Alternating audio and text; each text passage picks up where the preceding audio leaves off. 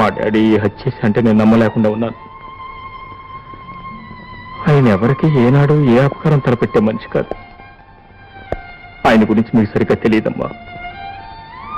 నాకు తెలుసు బాబు, మీ డాడీ గురించి నాకు బాగా తెలుసు.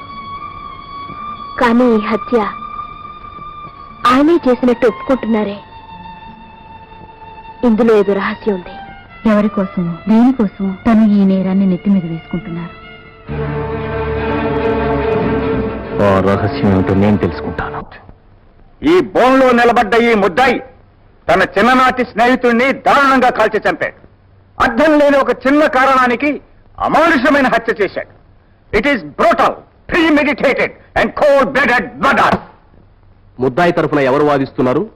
నేనున్నాను మీ లార్డ్.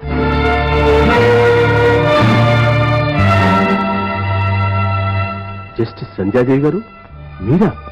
అవును, నేను ఉద్యోగానికి రాజీనామా చేశాను. I'm taking of this case.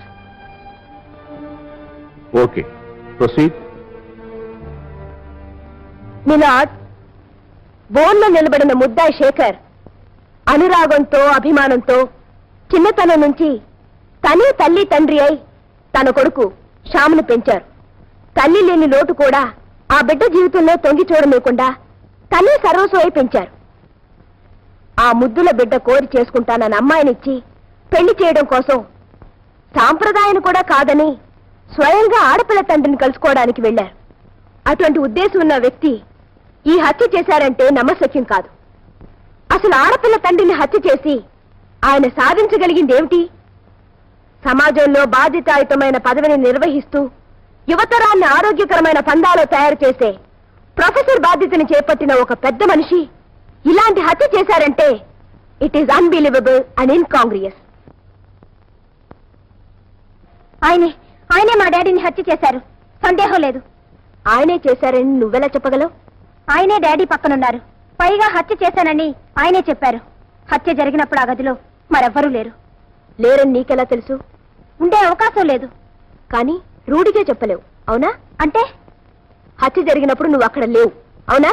అవును. అంటే నువ్వు చెప్పింది, చెప్పగలిగేది కేవలం నీ అభిప్రాయం మాత్రం, అవునా? అవును. That's all your honour.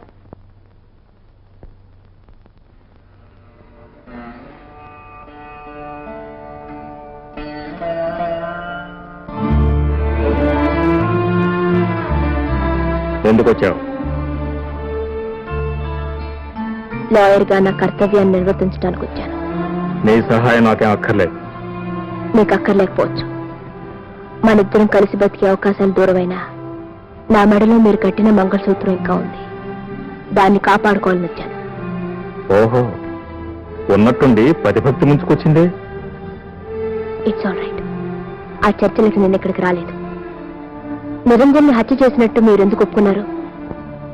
చేశాను కాబట్టి. అది నిజం కాదు. నువ్వు లాయరవు కదా, కాదని రుజువు చేయి, నిజమేదో నిరూపించు. దానికి మీ సహాయం కావాలి. నిజం చెప్పండి, ఎవరి కోసం మీరు ఈ నేరాన్ని ఒప్పుకుంటున్నారు? ఎవరిని రక్షించాలని మీ తాపత్రయం? చెప్పండి ప్లీజ్. నేను చెప్పగలిగింది ఏమీ లేదు. నువ్వు వెళ్ళొచ్చు.